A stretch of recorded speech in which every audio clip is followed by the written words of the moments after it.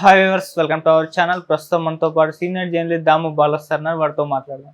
నమస్కారం సార్.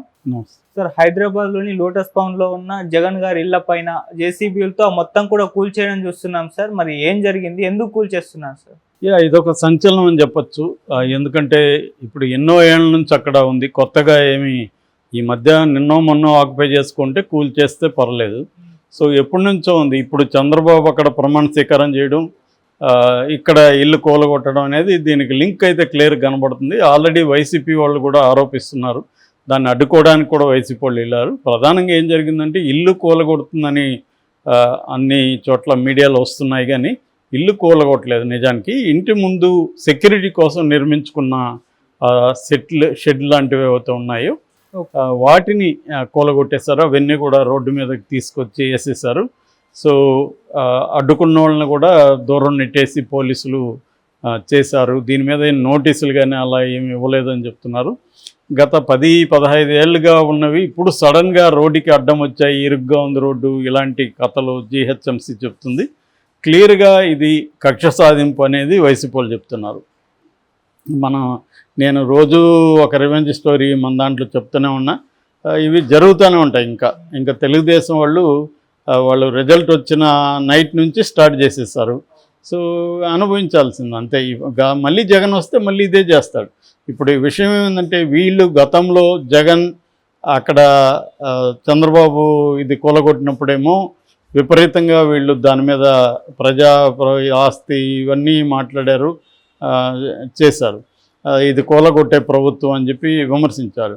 ఇప్పుడు అదే పని చంద్రబాబు, దాని తర్వాత రేవంత్ రెడ్డి కూడా అదే పని చేస్తున్నాడు. రేవంత్ రెడ్డి బిగినింగ్లేమో అక్కడున్న ఆయన ప్రమాణ స్వీకారం చేయకముందే అది స్టార్ట్ అయింది. ఇది ప్రగతి భవన్ దగ్గర అది మంచి పేరు వచ్చింది రేవంత్ రెడ్డికి. ఎందుకంటే అది రోడ్లో ఖచ్చితంగా రోడ్డుని సగం ఆక్యుపై చేసింది. సో జనాలకి ప్రగతి భవన్లో ప్లేస్ లేదు. తర్వాత గద్దరు 3 గంటల కూర్చోబెట్టుకున్న వెయిట్ చేయడం, ఆ విజువల్స్ అంతా కూడా వచ్చాయి. సో కేసీఆర్ మీద వ్యతిరేకత ఉంది, ప్రగతి భవన్ని ఆయన సొంత జాగిర్లాగా చేసుకున్నాడనే ఒక వ్యతిరేకత ఉన్నింది. కాబట్టి దాన్ని కొట్టడం వల్ల మంచి పేరు వచ్చింది. కానీ జగన్ చేసిన అక్కడ ఆ పని కానీ ఇప్పుడు రేవంత్ రెడ్డి చేసింది కానీ వాళ్ళకేం మంచి పేర్లు రావు. సో ఇవన్నీ కూడా ఏంటంటే సింబాలిక్గా జనంలోకి వెళ్తాయి ఎప్పుడైనా కూడా. రేవంత్ రెడ్డి ఇప్పుడు తన గురువు చంద్రబాబు కోసం చేశాడనేది వీళ్ళు విమర్శిస్తున్నారు. సో చంద్రబాబు రేవంత్ రెడ్డి కుమ్మక్కై జగన్ మీద కక్ష తీర్చుకోవడానికి ఇది చేశారండి. నిజానికి దీనివల్ల పెద్ద ఏమి ఒరుగుతుందనేది నాకైతే తెలియదు. ఏదేమైనా ఇప్పుడు జగన్కి కూడా అక్కడ కొంపలు మునిగిపోయేది ఏం లేదు వాటిని కొట్టేయడం వల్ల. కాకపోతే ఇదంతా ఏంటంటే సింబాలిక్గా కక్ష తీర్చుకునేదానికి ఎన్ని మార్గాలు వీళ్ళు ఎతుకుతున్నారు, ఏ పద్ధతిలో చేస్తున్నారని చూడాలి. అట్లాగే పొంగనూరులో కూడా ఈరోజు పెద్దిరెడ్డి ప్రోగ్రాం ఉంటే దానికి రానియకుండా అడ్డుకున్నారు తెలుగుదేశం వాళ్ళు.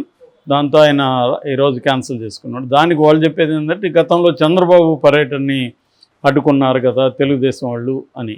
సో అదే చెప్తున్నా కదా, వీళ్ళు ఏంటంటే గతంలో మీరు చేశారు కాబట్టి ఇప్పుడు మేము చేస్తాం, మళ్ళీ వాళ్ళు వచ్చి మీరు చేశారు కాబట్టి మేము చేస్తాం.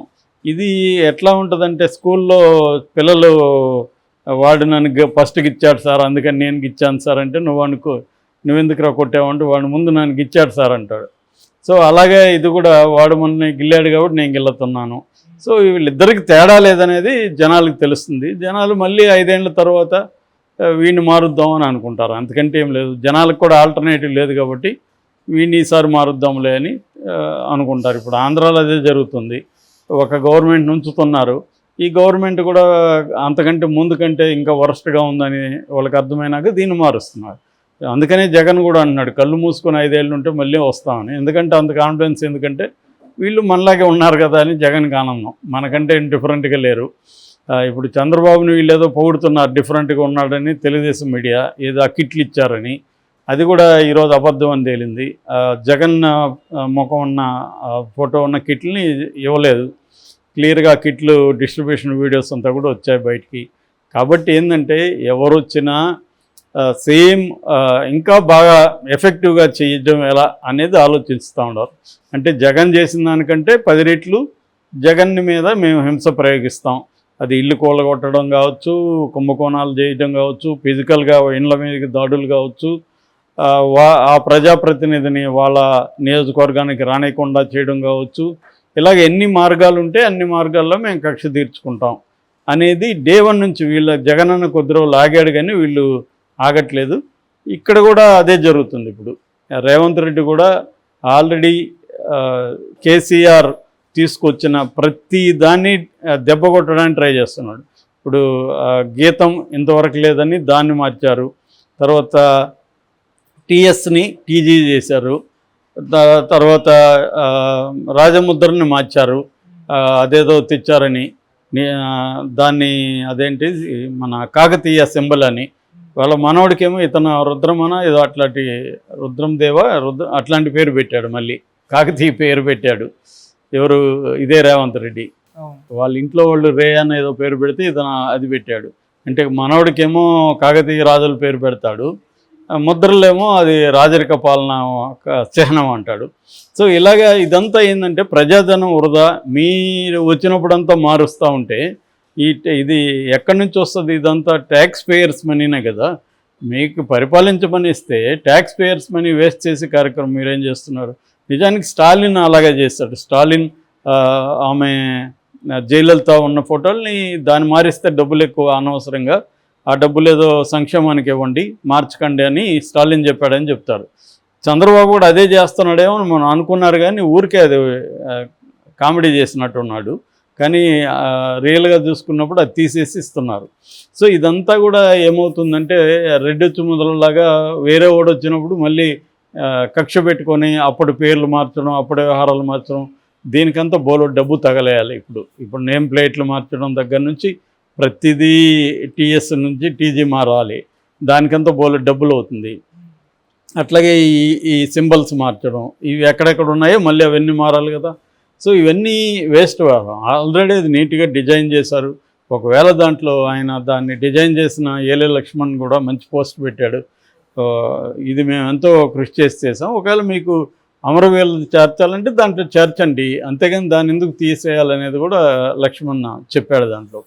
సో ఇలాగా అంటే ఈయన అసెంబ్లీలో ఓపెన్గానే చెప్తున్నాడు రేవంత్ రెడ్డి, మీ ముద్ర తుడిచేస్తారు మొత్తం అని. అట్లా తుడిచిపోదు. కేసీఆర్ చేసిన గ్యారంటీగా కేసీఆర్ తీసుకొచ్చిన పాజిటివ్ ఆస్పెక్ట్స్ తెలంగాణ ఉద్యమంలో ఉన్నాయి. అసలు తెలంగాణ రావడానికి నిజంగా కేసీఆర్ లేకపోతే తెలంగాణ వచ్చేదా? ఒక్క ముక్కలో చెప్పుకోవాలంటే ఉద్యమాలు చేశారు, చనిపోయారు, అన్నీ చేశారు, అది సరిపోలేదు. ఎందుకంటే 69లో కూడా చేశారు. కేసీఆర్ లాబింగ్ అనేది చాలా ఇంపార్టెంట్గా పనిచేసింది, అది కీ ఫ్యాక్టర్. మిగతా అన్నీ ఉన్నా కూడా అందుకని కేసీఆర్కి తెలంగాణలో ఆ ఇమేజ్ వచ్చింది. కాకపోతే కేసీఆర్ దాన్ని 10 ఏళ్ళు నిలబెట్టుకోవడం కూడా మాటలు కాదు కదా. 10 ఏళ్ళు రెండోసారి కూడా వచ్చాడు. ఇప్పుడు జగన్ రెండోసారి రాలేదు, చంద్రబాబు రెండోసారి వస్తాడని డౌటే ఆయన చేసే పనులకి. అలాగే కేసీఆర్ 10 ఏళ్ళు నిలబెట్టుకోగలిగాడు. దాని తర్వాత కూడా ఆయన ఏమీ దారుణంగా ఓటమి చూడలేదు. జగన్ లాగా 39 సీట్స్ వచ్చాయి, తర్వాత జస్ట్ 1.8% తేడా కాంగ్రెస్కి వీళ్ళకంతే. సో ఇప్పుడు దాన్ని మళ్ళీ వాళ్ళు పునర్నిర్మించుకునే అవకాశం ఉంది. కేసీఆర్ ఖచ్చితంగా తెలంగాణ మీద కేసీఆర్ ముద్రని ఎవడు తుడిపేయలేడు, తుడవాలనుకున్నా. ఇవన్నీ ఇదేంటంటే సిల్లీ వ్యవహారాలు. ఇటువంటి ఒక రివెంజ్ మోడ్లో గవర్నమెంట్స్ ఉండడం అనేది కరెక్ట్ కాదు. గవర్నమెంట్స్కి రివెంజ్ ఉండకూడదు. పొలిటికల్ పార్టీలకు ఉండొచ్చు కానీ గవర్నమెంట్స్కి ఉండకూడదు. గవర్నమెంట్స్ వచ్చి పొలిటికల్ పార్టీకి గవర్నమెంట్కి తేడా లేకుండా అయిపోయింది ఈ మధ్యకాలంలో. పొలిటికల్ పార్టీ ఎన్నన్నా ఇతర మాట్లాడచ్చు. అసలు ఈవెన్ ఆర్ఎస్ఎస్ మోహన్ భగవతే చాలా మంచి స్పీచ్ ఇచ్చాడు మొన్న, అది విపరీతంగా వైరల్ అవుతుంది మోడీకి సంబంధించి. మీ ప్రత్యర్థుల్ని ఎనిమిలాగా చూస్తున్నారు మీరు, అది కరెక్ట్ కాదు అనేది ఆయన చెప్పాడు. ప్రత్యర్థుల్ని ఎనిమిలాగా చూడొద్దండి, ఒక ప్రత్యర్థిలాగా చూడండి, మీకు పోటీదారులాగా చూడండి, అంతేగాని వాళ్ళ మీద ఒక హీనమైన ఇది చేయొద్దని చెప్పాడు. కానీ ఇప్పుడు జరిగేదంతా కూడా హీనమైన పాలిటిక్సే. ఇక్కడ ఎవడు ఉత్తముడు లేడు రాజకీయాల్లో. ఎవరైనా ఏంటంటే కుల పిచ్చితోనో లేకపోతే ఇంకో పిచ్చితోనో ఒకరిని సమర్థిస్తున్నారు తప్ప నిజంగా మనం కానీ వాళ్ళతో కూడా మాట్లాడితే ఇది అవునే ఇది నిజమే లేని సార్ అని మళ్ళీ ఒప్పుకుంటున్నారు. అంటే క్లియర్గా ఏంటంటే ఎవరికి కూడా ఇవాళ ఎథిక్స్ లేవు, మోరల్స్ లేవు, పొలిటికల్ ఒక న్యాయ సూత్రంతో ఫాలో అయ్యే వ్యవహారం లేదు. అంటే రాజనీతి అనేవాళ్ళు ఒకప్పుడు, అటువంటిది ఎవరికి లేదు. ఇవాళ రాజనీతి లేదు, దూరదృష్టి లేదు, ప్రజలకి మనం ఏదైనా చేయాలనే సీరియస్నెస్ లేదు. సీరియస్నెస్ ఉంటే ఇన్ని కోట్లు ఖర్చు పెట్టి ప్రజాసేవ చేయడానికి ఎందుకు ముందుకు వస్తారు వాడు? అదే డబ్బులు ఏ గ్రామాలకు పెట్టినా ఇప్పుడు 100 కోట్లు పెడుతున్నారు. 100 కోట్లు ఎన్ని గ్రామాలు? కనీసం 50 గ్రామాలకి ఈచ్ గ్రామానికి 2 కోట్లు ఇస్తే అనేక అభివృద్ధి కార్యక్రమాలు చేయొచ్చు. 50 గ్రామాల్లో ఈయన పేరు నిలిచిపోతుంది కదా. మరి ఎందుకు 100 కోట్లు పెడుతున్నాడు? 100 కోట్లు పెట్టినోడు ఎన్ని కోట్లు మళ్ళీ సంపాదించాలి? ఇప్పుడు ఒక 100 కోట్లు పెట్టిన సంపాదించాలి, మళ్ళీ నెక్స్ట్ పెట్టబోయే 100 కోట్లు సంపాదించాలి. అంటే మినిమం 200 కోట్లు అక్కడ సంపాదించాలి. అది కాకుండా తనకి మళ్ళీ స్థిరపరచుకోవాలి కదా. సో ఒక నియోజకవర్గంలో ఒక వ్యక్తి 100 కోట్లు పెడితే కనీసం ఒక 300 కోట్లు అతను సంపాదించుకోవాలంటే ఎన్ని రకాల అవినీతి పనులు చేయాలి? దీని చుట్టూ వ్యవహారం ఉంటుంది తప్ప ఇది లేదు. సో క్లియర్గా జగన్ ఇంటి ముందు ఇవన్నీ కొట్టడం అనేది ఖచ్చితంగా ఇది రాజకీయ ప్రతీకారం తప్ప రోడ్డు వెడల్పు అనేది నమ్మశక్యంగా అయితే లేదు. Okay sir, thank you so much.